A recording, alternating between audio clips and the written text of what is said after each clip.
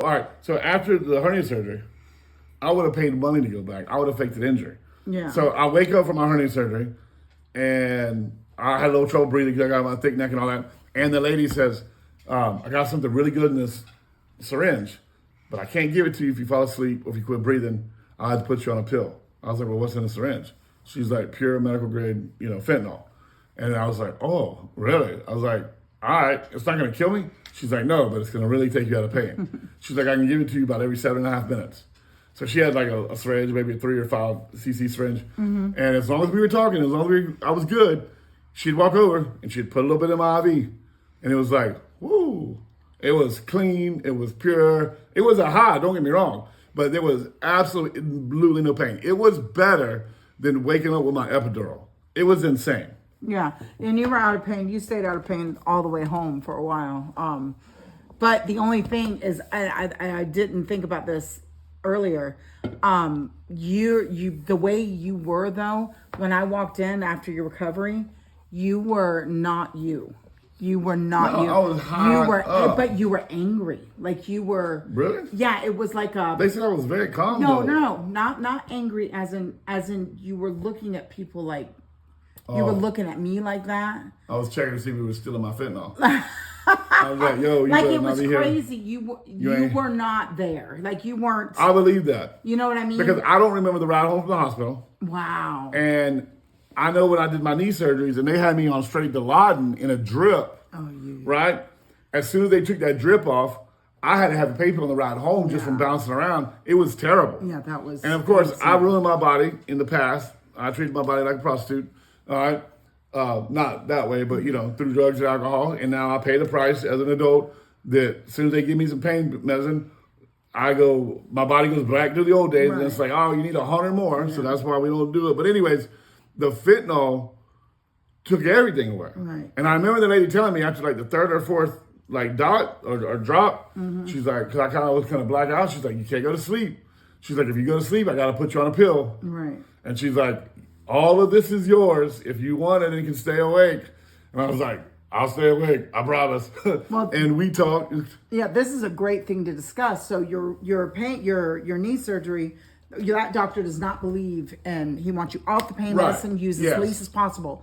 The pain you went through both of those, the enduring pain, you not being able to go to sleep, you never rested. Right. You never rested after either one of those surgeries. Right. After your hernia surgery, I rested. That doctor believes in giving you pain medicine, get you out of pain, get you home. Management. You slept for 3 to 4 days. I know, and that's the other thing we were talking about.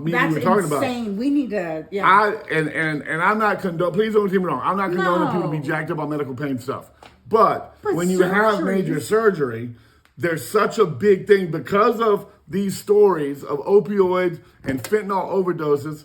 The doctor and medical community and the pharmacists are so tight now. So when people have a real surgery, they have to suffer because of the junkies and the drug addicts out there that ruin it for everybody. But nothing should interfere.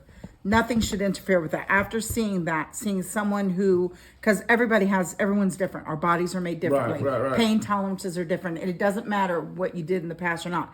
You are paying for a surgery. You are paying to recover. Right. You should not be left in pain like that. You should be out of pain for a prescribed amount of time to however your body does. And if the doctor thinks you're abusing it, then you take it back. Right, they start to wean. They start to wean you off. They start to wean you off, get you ready. Plus, like for instance, with the fentanyl after the hernia surgery. Right. When we got to the end of the tube, I jokingly said, what I got to do to get another tube? Right? Right. She laughed and said, sorry, I can't send you home on it. You're going home on a pill. Right. I then said to her, I now know why people do what they do behind dumpsters for fentanyl. Yes, I remember. And we all laughed and had a good time. Yes. But it's disgusting. And you asked me earlier, like, how does this happen? Where's it coming from? Right. So every story you read, every story you look up, fentanyl is being made in China. It's being produced in China. And there may be other people producing it, and there may be other streams, but the number one stream that I'm finding is it's being produced cheaply, like pennies on the dollar cheaply compared to pain pills and opioids and acetaminophen and all the other You know, your perks and your oxycodone is the main ingredient. Right. But you got perks and vitamins and you got all this stuff. Yeah. Fentanyl is like a tenth of the price to create and make. It's a chemical compound made. It's made in a lab. They're sending it to Mexico, selling it to the cartels. The cartels are putting it in drugs, shipping it across the border.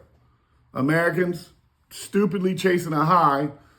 And this is where I have a problem, because we just heard about a story locally, and I'm not going to say any names to protect the family because they're a good family.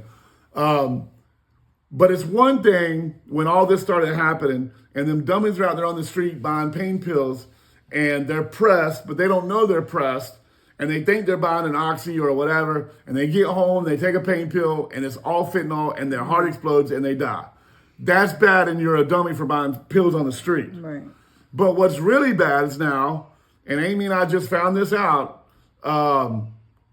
they are pressing pills now on the street and selling them as pressed pills. So you roll up on the dude, he's like, yo, I got Oxy 30s for 30, or you can get a press for 20.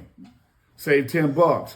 But you knowingly are buying a fentanyl pressed pill made from a dirty lab, let it roll, made from a dirty lab in a Chinese facility, shipped to Mexico, messed with by the cartel, and then sent into the American streets. And everybody, what they say, chop, chop, it's on the block, get it on the block, chop, chop, cut it up. Everybody steps on everything to make more money. Right. So by the time that idiot's buying a pressed pill, who knows what's inside of it?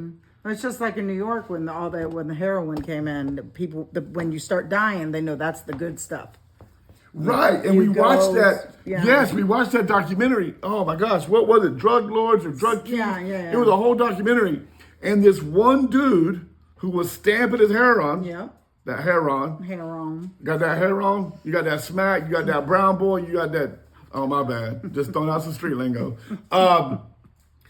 They asked him undercoverly, like, why would you let one of your customers OD? You lost a customer. And he's like, man, if word on the street finds out that somebody ODs on my stuff, I have 1,000 people at my door tomorrow. Yeah. The insanity of drugs. Addiction will kill you. So guys, we're talking about fentanyl, we're talking about drug use, we're talking about they're hiding drugs in Altoids now. As a parent, as somebody who employs teenage kids that shop at different places, you never know what these kids are into. Don't be scared to say, hey, let me try one of your mints. Or hey, let me look at your mints. Or just ask questions.